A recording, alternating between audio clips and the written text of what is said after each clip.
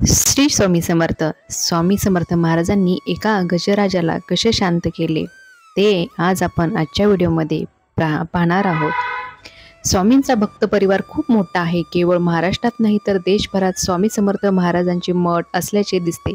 यातून महाराजांचे चरित्र, त्यांचे संदेश, त्यांची शिकवण, त्यांच्या लीला याचे श्रवण कीर्तन वाचन केले जात असते. स्वामी भक्तांना नियमित मठात जाता नाही आले तरी ते घरी राहून महाराजांची ध्यान उपासना करतात. अनेक स्वामी भक्त सांगत असतात, स्वामी समर्थांच्या लीला असतील, त्यांची कृती असेल, त्यांची वचने असतील, हे कायम समाजाला बोधप्रद ठरत असतात. त्यातून काही ना काही शिकवण संदेश समाजाला मिळत असते.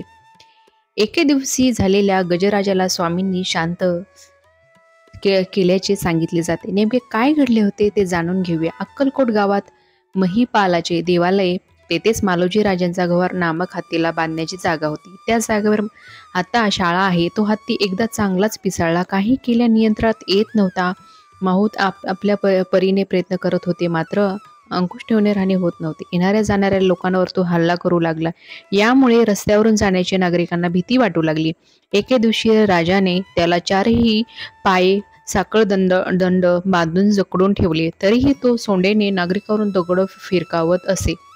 अखेर वैतागून मालोजी राजे स्वामी समर्थ महाराजांच्या दर्शनास आले. राजे महाराजांना म्हणाले की आमचा हत्ती सध्या फारच माजला आहे. नागरिकांना त्याची खूप भीती वाटू लागली आहे. काही केले तरी त्यावर अंकुश ठेवता येत नाही. अनेक प्रयत्न करून थकलो. त्याला देहाज्ञांची शिक्षा करावी का, असा सवाल राजांनी स्वामींना केला. स्वामी समर्थांची शिकवण अहंकार प्रगतीस पांदक, निरपेक्ष, भक्तिश्रेष्ठ. राजेची बोलणे ऐकून स्वामी महाराज आपल्या हत्तीकडे जाण्यास निघाले. वाटेत स्थानिक भक्तगण महाराजांना विनंती करू लागले की महाराज, या रस्त्याने जाऊ नका. तो नेहमी हत्ती मोठमोठे दगडासारखा फिरकावीत असतो. मात्र महाराज पुढे गेले. ज्याची सत्ता जगावर चालते, ज्यांना प्रत्यक्ष काळ घाबरतो, असे साक्षात प्रत्यक्ष दत्तावतार श्री स्वामी समर्थ सोबत असताना जे भक्त स्वतःला सेवक म्हणत होते ते देहबुद्धी धरून पळून गेले. हत्तीला बांधून ठेवले होते. तेथे पोहोचेपर्यंत केवळ एकनिष्ठ शिष्य उत्तमच असलेले चोळप्पा आणि बाबा यादव एवढेच 2 ते 4 जण स्वामींसोबत थांबले. स्वामी समर्थांची शिकवण, देव आपणात आहे, शिर झुकून या पाहे. महाराज कमरेवर हात ठेवून हातीसमोर उभे राहिले आणि रागाने त्याला म्हणाले, अरे मूर्खा, माजलास काय? चढेल तो पडेल, अभिमान सोडून दे. अशी स्वामींची आज्ञा ऐकताच तो पिसाळलेला हत्ती शांत झाला.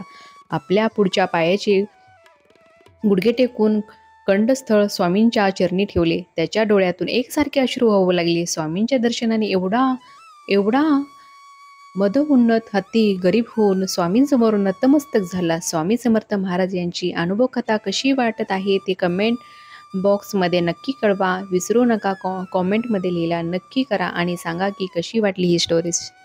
श्री स्वामी समर्थ महाराज. धन्यवाद.